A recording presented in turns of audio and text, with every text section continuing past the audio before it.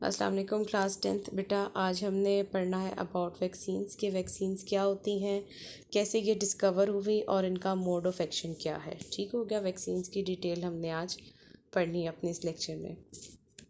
Vaccines क्या हैं? Vaccines की सबसे पहले हम डेफिनेशन देखते हैं।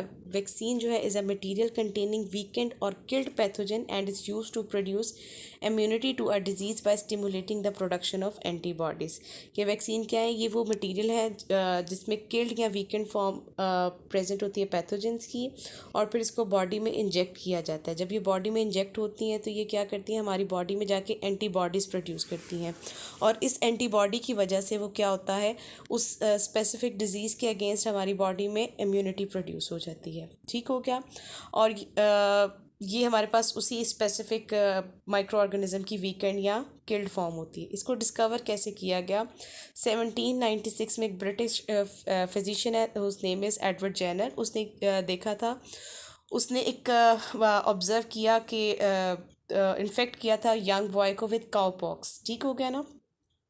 उसने उसके अंदर पस सेल इंजेक्ट किए और काउपॉक्स के। ठीक हो गया। After that boy recovered from cowpox, फिर उसने क्या किया, उस बॉय के अंदर इंजेक्ट किए स्मॉल पॉक्स के जो पस सेल होते हैं ना, स्मॉल पॉक्स के इंजेक्ट किए।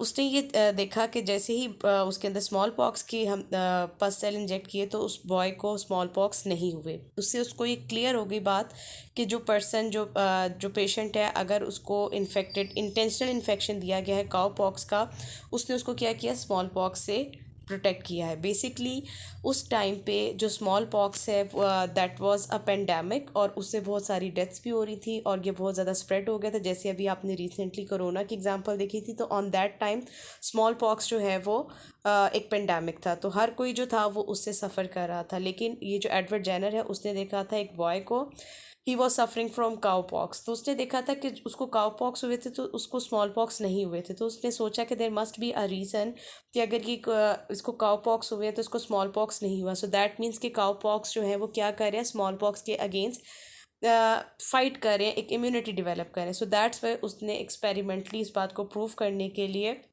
इंटेंशनली एक बॉय में काउपॉक्स के पस सेल जो है वो इंजेक्ट किए थे। और जैसे ही वो काउपॉक्स से रिकवर हुआ, उसके बाद उसने क्या किया, स्मॉल पॉक्स के जो पस सेल्स थे वो उस बॉय के अंदर इंजेक्ट किए, और उसने ये चीज़ ऑब्ज़र्व की कि स्मॉल पॉक्स जो थे उस बॉय को नहीं हुए। सो दैट मीन्स कि जो इस तरह से इंटेंशनल इंजेक्शन था इसका पस सेल का, उसने क्या किया था, उस बॉय को प्रोटेक्ट किया था फ्रॉम स्मॉल पॉक्स। इस तरह से जो है वो वैक्सीन्स की जो है वो डिस्कवरी हुई थी। अब नेक्स्ट हमारे पास आ जाता है mode of action of vaccines के। वैक्सीन्स जो है वो हमारी बॉडी में बेसिकली इफ़ेक्ट कैसे करती हैं।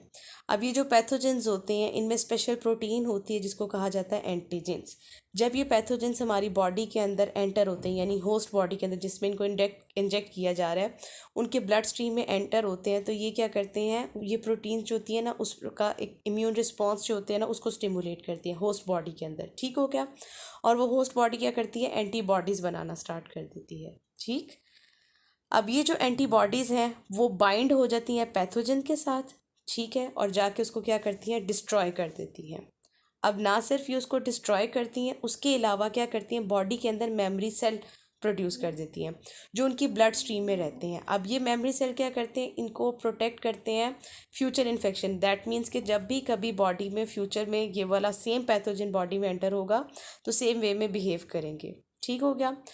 और जब कोई वैक्सीन, दैट मीन्स कि वीकेंड और डेड पैथोजन जो है वो किसी की भी ब्लड स्ट्रीम में इंट्रोड्यूस करवाया जाता है, तो जो वाइट ब्लड सेल्स होते हैं वो बी लिम्फोसाइट उसको रिकग्नाइज करता है, वीकेंड और डेड पैथोजेंस को, एज एन एनिमी, और उसके अगेंस्ट जो है वो एंटीबॉडीज़ बनाना स्टार्ट कर देता है। ठीक हो गया। और ये जो एंटीबॉडीज़ हैं वो हमारी बॉडी के अंदर मौजूद रहती हैं, ब्लड स्ट्रीम के अंदर मौजूद रहती हैं, और प्रोटेक्शन प्रोवाइड करती हैं पैथोजेंस में, ताकि अगर कभी इन एक्चुअल यानी स्ट्रॉन्ग फॉर्म में भी ये पैथोजन हमारी बॉडी में एंटर होगा, तो ये जो पैथोजेंस होंगे उसको वो हमारा जो इम्यून सिस्टम होगा उसको क्या कर देगा, डिस्ट्रॉय कर देगा, किल कर देगा। इस तरह से आप कह लें कि वैक्सीन्स हमारी बॉडी के अंदर जो है वो एक्ट करती हैं।